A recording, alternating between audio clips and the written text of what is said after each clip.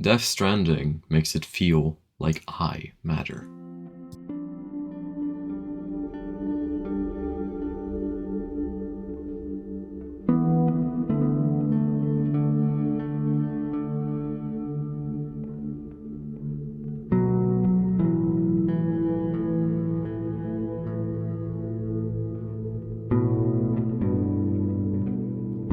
And I'm not just saying that for nothing. Death Stranding is a simple game to explain.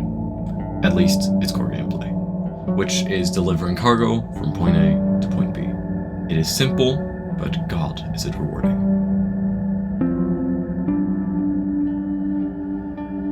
Death Stranding, developed by Kojima Productions, is a 2019 open-world stealth horror game set in a post-apocalyptic America after a cataclysmic event known as the Death Stranding. You play as Sam Porter Bridges, portrayed by Norman Reedus, a courier tasked with reconnecting and rebuilding America.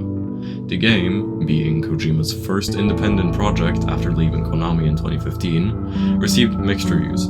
Some hailed it as a masterpiece while others dismissed it as a walking simulator. However, Death Stranding stands out for its unique gameplay and deep emotional impact, using its landscapes and visual storytelling to grip you into its narrative and world. You don't see or directly interact with other players in Death Stranding, but you share a common goal: to rebuild the world.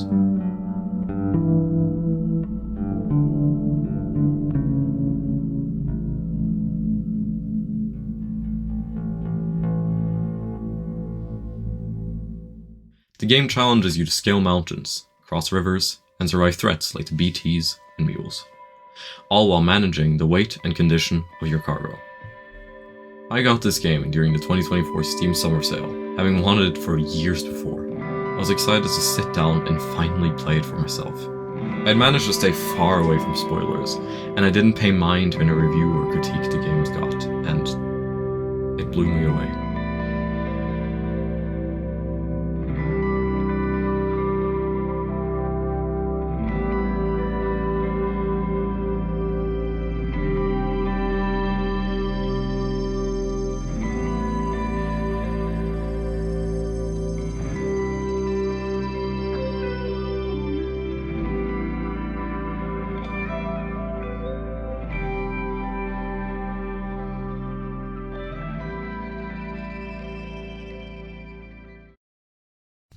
In-game, traveling is never as easy as it seems.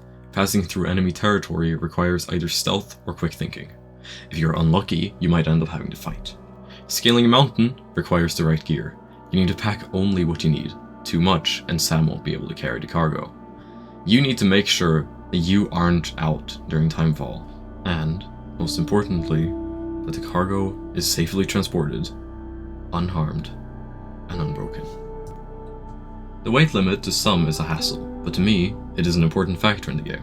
When venturing back out with an order, you, the player, needs to carefully think about what gear to bring, what is too much, and if you need it at all.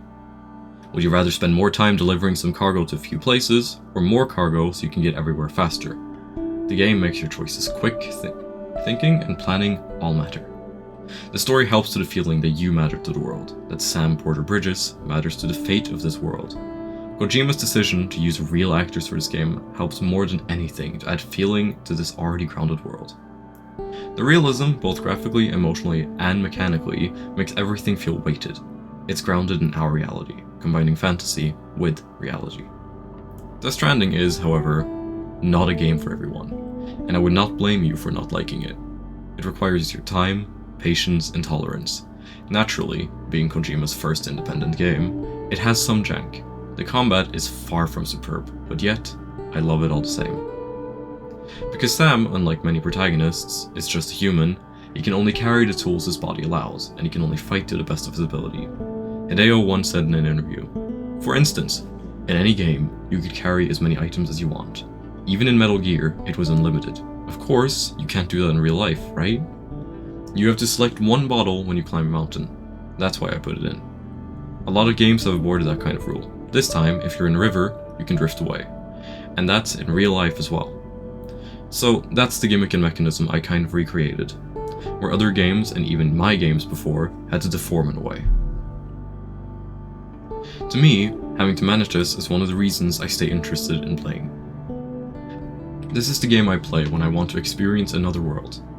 It's the game I tell my friends about when I talk about immersion in games, because Death Stranding is the most immersive game I've ever played.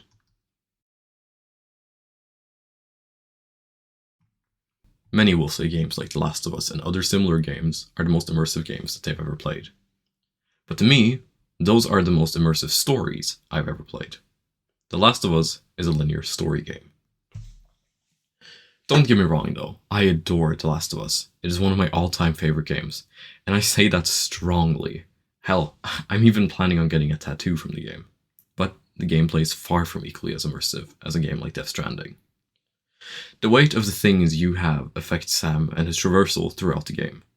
Meanwhile, other games with the same mechanic slow you down to nothing when you reach a certain threshold, based around some sort of stat or set number.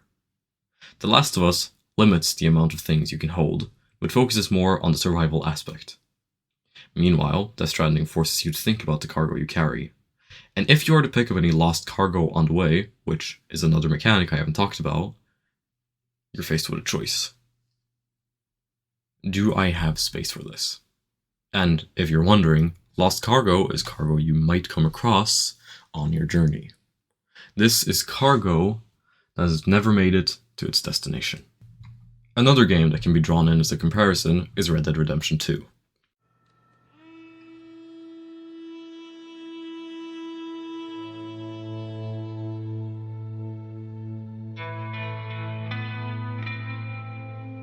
Released only a year prior, both games focus on realism in narrative and gameplay.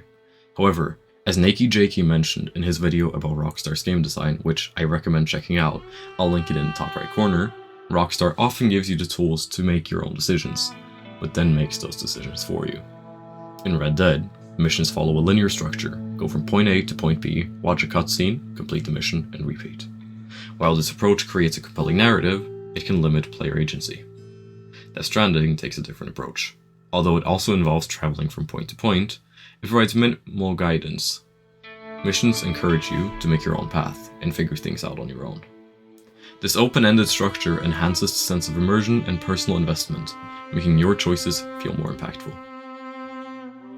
Making choices in a game have never been this fun, and there's no game that to me has reached the same level of immersion that Death Stranding has. From the mechanics to the encounters with enemies, Death Stranding makes you feel like you and your decisions matter. Never have I felt the way I do than when I play Death Stranding. I feel like the world around Sam is real, and I feel like I have to think and consider my steps carefully. The game makes it feel like the player has to choose where to put their next foot, where to step and how to traverse its vast landscape. Not only that, but the environment is immersive. The game incorporates music occasionally when you descend a cliff or travel on long fields. It gives you time to take in the beauty of the environment and the landscape the game presents players with. In the same interview as mentioned earlier, Hideo also says that he finds just walking in this world fun. Even staff members ended up saying the same, even if they weren't on board at first. The game sucks you into its beautiful nature and landscapes, horrifying threats, and vast intricate mechanics that make you feel like you are there. The story demands your attention. To understand the narrative, your attention is demanded. There's a lot of game-specific terminology in this. If you don't pay attention, you do miss a large portion of it. Further in the game, there is the cooperative part. In the game, Sam has to use his tools to build structures, place ladders, climbing anchors, and more. But as showcased by Kojima, if other players have already made paths, you too can use them. This mechanic ties back into the poem The Rope, as featured at the beginning of the game and this video. This game is about connecting humans. We connect through each other, even if it's small actions we do. Pave a path, and someone else might find it useful. The game incorporated a like system. Many interviewers asked what it was for, and what you could use them for. Kojima responded. At the beginning, the Asian staff said, "Hey, Hideo, no one will ever understand this. Maybe the Japanese might." And I said, "That's why I want people to do it in this game." So all these staff members said to me, "We have to give them kudos or points or whatever, but that will be like a normal game, any other game." So I said, giving likes is giving unconditional love. The game is not about winning, nor is it about competing. It's about connecting with others and building strands. The game is about caring for others, but not directly. The game is about finding your path, The game makes you matter, in small ways to others, and huge ways to the narrative. Death Stranding makes it feel like we matter.